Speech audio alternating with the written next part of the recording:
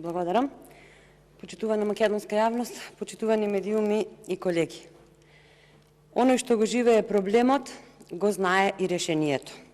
Арно, ама, оваа власт ниту сака да го сослуша оној што го живее проблемот, ниту сака да изнајде решение, затоа што грижата на власта за граѓаните завршува онаму каде што започнува личниот интерес.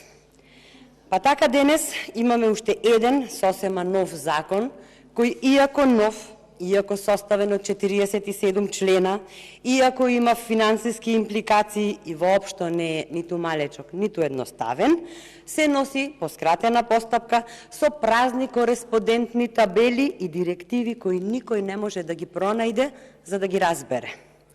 Значи, на дневен ред имаме предлог закон кој мора да се донесе преку ноќ, имаме предлог закон кој ќе почне да важи после 18 месеци од излегувањето во службен весник, со исклучок на дел 3, за кој ќе зборнам малку подоцна. Овој закон, навистина важен закон кој ја регулира проблематиката на лицата со попреченост, за жал не го заслужи вниманието од министерката, која ниту се појави на Комисијата за труд и социјална политика, ниту се одважи да се појави на Сенадлежната комисија за европски прашања, а ево, ја нема и денес, важно го потпишала законот, па нека го образложува било кој. Исто така, и предлагачот на 11 амандмани на овој закон не се појави за да се ги појасни амандманите што ги поднел, односно поднела, ама сигурно ќе се сликне за Фејсбук и ќе се представи себе си како голем борец за правата на лицата со попреченост, идентично по примерот на нејзините колешки, немо присутни на комисиите, ама гласни на Фејсбук. Еве го законот на пленарна, па живо сум заинтересирана како ќе гласа почитуваната колешка со оглед на тоа што власта во која што партиципира и ги одби сите 11 поднесени амандмани. Ова, почитувана македонска јавност, е вистинското лице на власта. Само власта знае дека имало широка јавна дебата по однос на овој закон, бидејќи ние како пратеничка група се сретнавме со голем број здруженија кои воопшто не биле консултирани, ниту поканети на божемната широка дебата.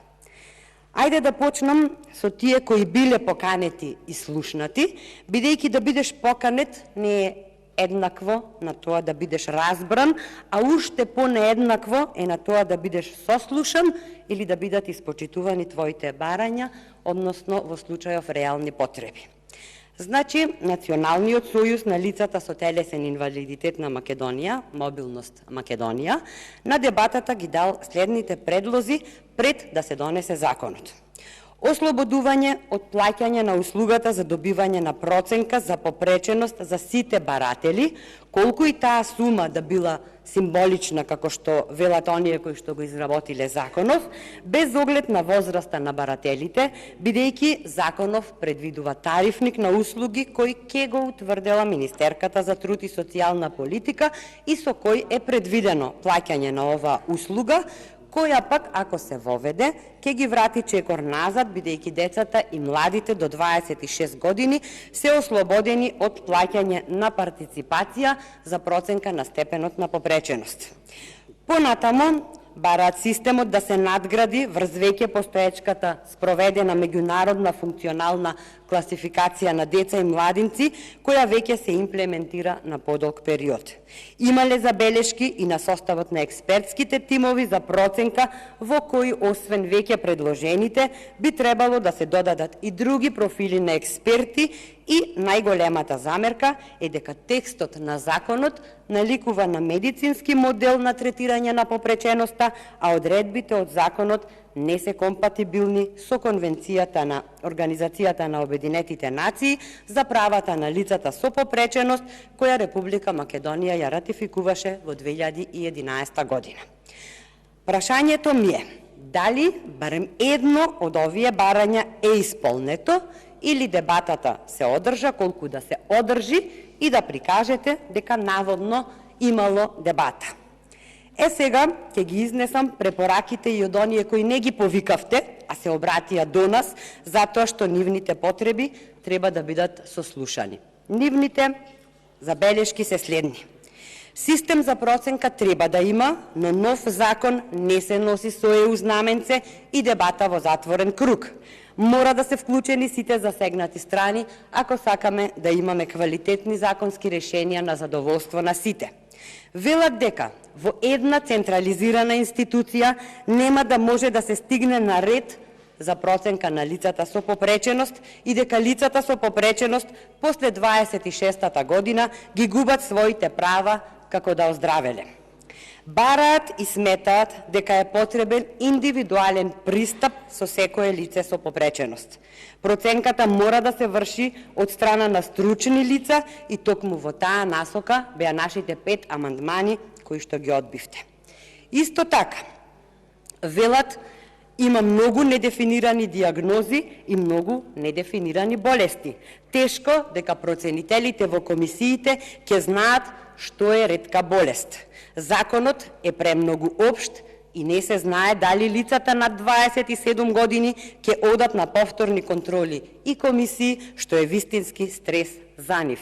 Даунов синдром сте го избришале од листа, а има член во законот кој забранува дискриминација. Како родители и здруженија ќе го обжалат законов. Прашуваат, кога веќе се одредени диагнозите, зошто дополнително да одиме на комисии? Трајните болести еднаш се констатираат. Тврдат дека воопшто не се заштитени личните податоци и истите ги шетале на многу места и институции. Понатаму се жалат дека барањето за вршење проценка се поднесува електронски, а не сите имаат интернет. Барањето се носи во министерство, иако полесно е да се носи во центрите за социјални работи, бидејќи така се заштедува време и не се малтретираат луѓето. Ако системот е електронски, како што велите, нека си ги споделат институциите електронски документите, бидејќи овие луѓе ниту имаат време, ниту имаат можност да висат по шалтери. Во законот се вели дека проценка, односно прва проценка, се прави на 18 години, а согласно законот за социјална заштита, овие лица се сметаат за деца до 26 години, што значи дека имате колизија во закониве. Лицата со попреченост не треба да плаќаат за комисии, бидејќи со закон се ослободени од партиципација. Работната група ќе ги разгледувала документите, а не се знае кој, со која стручност, како и за колку време ќе се носи одлуката за извршената проценка. Се сомневаме, велат, дека лиценца за проценител ќе може да земе секој и затоа се брза само со делот 3 за добивање на лиценци, односно лиценци ќе се даваат на лица блиски до власта, за да може да продолжи да царува мито и корупција. Не е прецизирано дали досегашните наоди ќе важат. Една родителка вели, јас моето дете го носам еднаш годишно на комисија, а сега дали ќе морам да го влечкам и по овие нови комисии за проценка. Нема јасна дефиниција ни на поимот времетраење на попреченоста. А најапсурдно е што законов влегува во сила 18 месеци по објавувањето во службен весник, иако се носи поскратена постапка со ЕУ знаменце, освен дел 3, кој, како што кажав, се однесува на лиценците. И тука најјасно се гледа бизнис интересот. Целта е да се дадат лиценци на гарнитурата блиска до власта. Според нив, 1% од законов се однесува на лицата со попреченост, а дури 99% е интерес на власта. Заради сите овие нејасноти, бараме итно повлекување на законот, изработка на нов и квалитетен закон, изработен во соработка со сите здруженија и организации, бидејќи ова е закон кој мора да се донесе со претходни длабоки анализи, консултации и реални јавни дебати, а не вака преку ноќ.